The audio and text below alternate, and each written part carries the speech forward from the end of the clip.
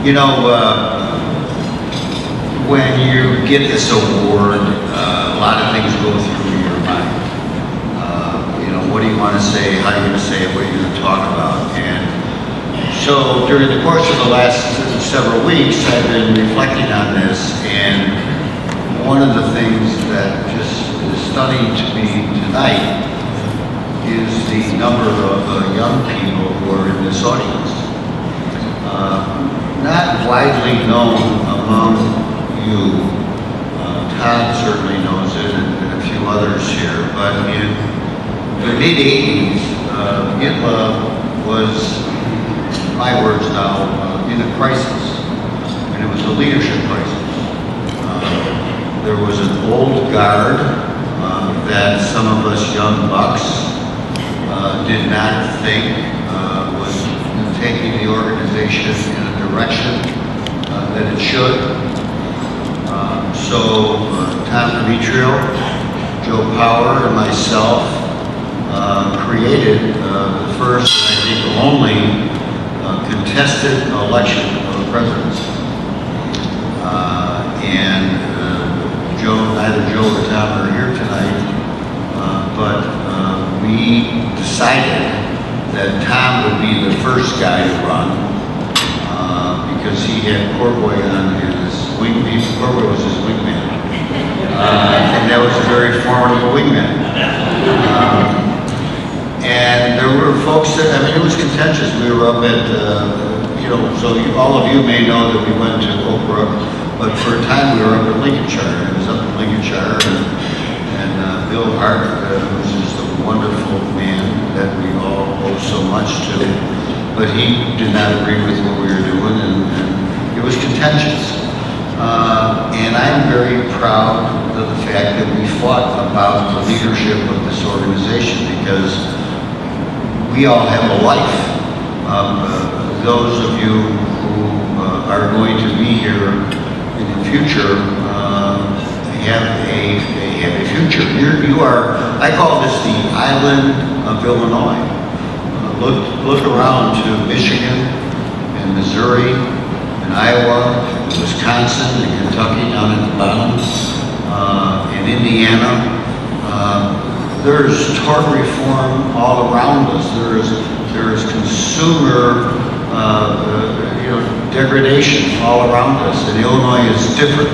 And Illinois is different because of guys like Mark Prince, and Keith Habeisen when he was president, and Todd Smith when he was president, and Flip, and Joe, and Tom, and all of the others. And I'm very proud of that. And I run a good-sized office, and I have young lawyers, Sarah King, Tracy Brammer, Craig, all the others who want a future, who know that we are representing people who deserve that representation and deserve the rights that we fight for. I've been interviewed a bunch lately in connection with this Ethiopian Airlines crash, and one reporter asked me, well, what about this tort reform stuff? And I said, look, people can absorb unending amounts of pain, suffering, sorrow, and loss of life, provided that one thing prevails, and that one thing is that it's happening to someone else. And that's a truism about the work that you do and the work that we do. I was extraordinarily blessed to go to class one day in 1974. I went to DePaul. I met my loving bride, who's here tonight. We're going to be married 46 years this summer.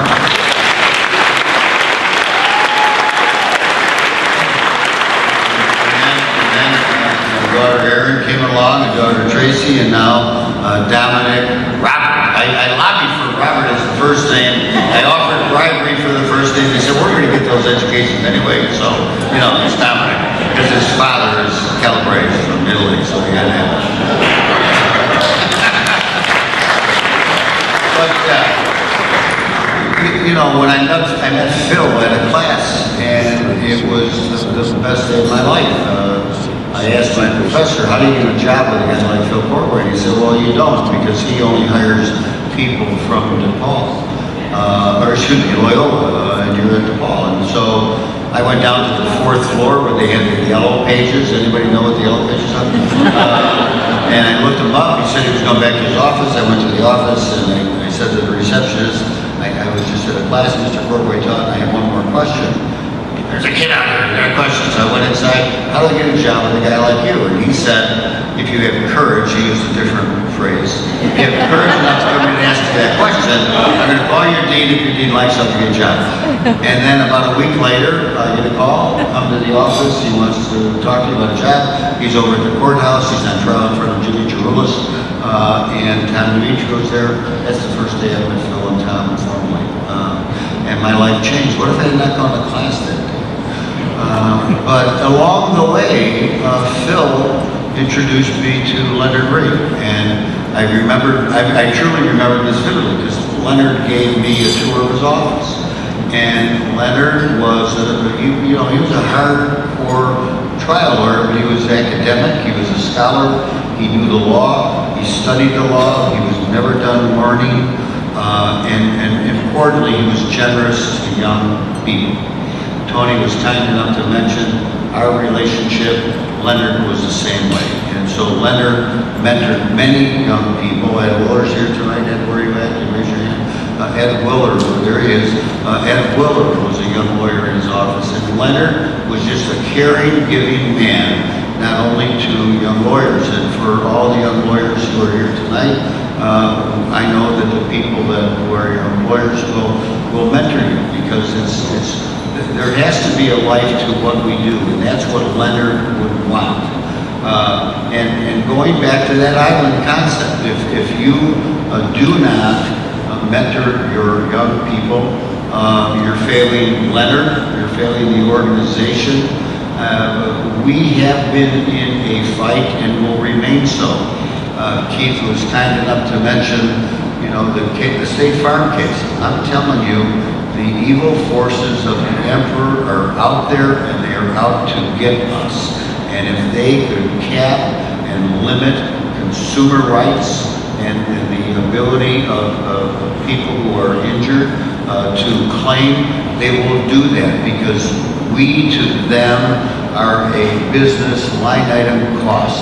And if they can keep that cost down, that's what they want to do, and they do not care about the working man. I believe that deeply. I've lived my life believing that, and I am confident that people like you who want a future in what we do will continue to fight for those things.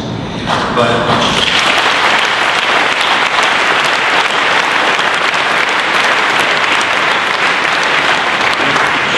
So I was blessed to meet Phil, I was blessed to meet Leonard, Bill Hurt, all the others, Jack Hayes. I've tried a lot of cases, and one of the reasons why I tried a lot of cases was a man named Jack Hayes, Joe Power's partner. And I was in the courthouse one day, and I just settled the case, and I bumped into Jack. Jack was Phil's investigator. He sent him to college, he went to law school, and worked for him for a time, and then spun off. And he says, you look like you're mad. And I said, yeah, this is more about the fact I just settled this case. And he said, well, what was it? He said, well, that's a pretty good settlement. And I said, yeah, but I wanted to try the case. And he said, well, don't you understand, dummy, the way you get more verdicts is you double your demands. And I went back to the office home, and I literally doubled every demand I had. I didn't settle anything, and I tried cases. We plaintiff lawyers settle our good cases, and we try our bad. You should flip that. Force these guys, try your best cases, settle your bad.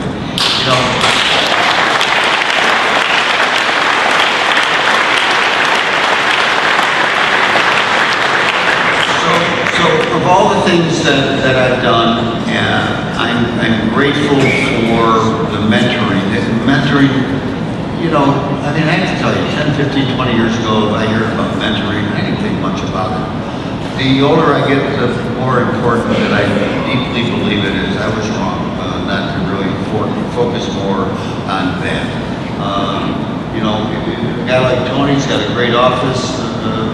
You know, I know you guys are foolish if you don't educate your young people, and that's what's going to keep ITLA alive. I mean, ITLA is such a thing alive. It would be so easy for this organization to fade away. It would be so easy for you. These are really good times for us right now. And if we take them for granted, you know, the young people in the office, you're going to become contract lawyers.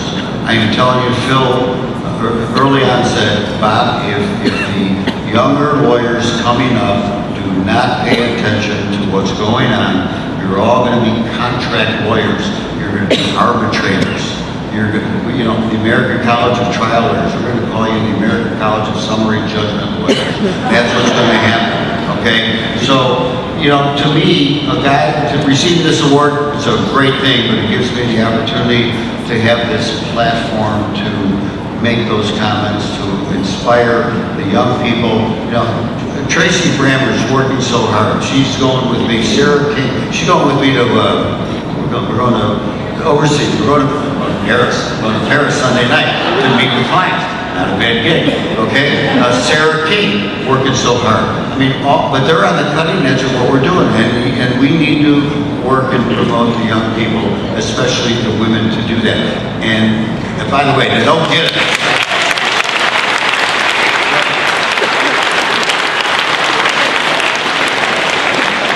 The London insurance market does not get it. I had a meeting in London last Monday with these guys from Clyde and Company.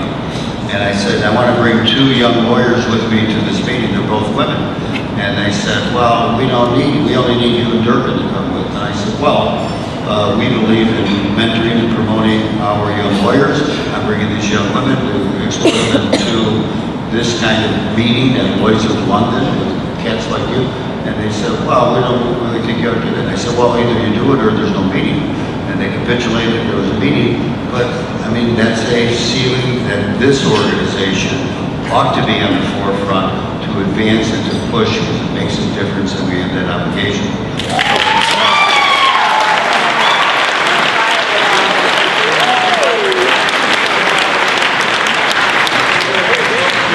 Finally, let me say to all of I'm truly very humbled by the kind things that are said. When you get something like this, it's made me more reflective about my career than I expected. But it also reminded me of a poem from Dylan Thomas that said, do not go quietly in the good night, rage against the darkening light. I'm not going anywhere at all, you young people.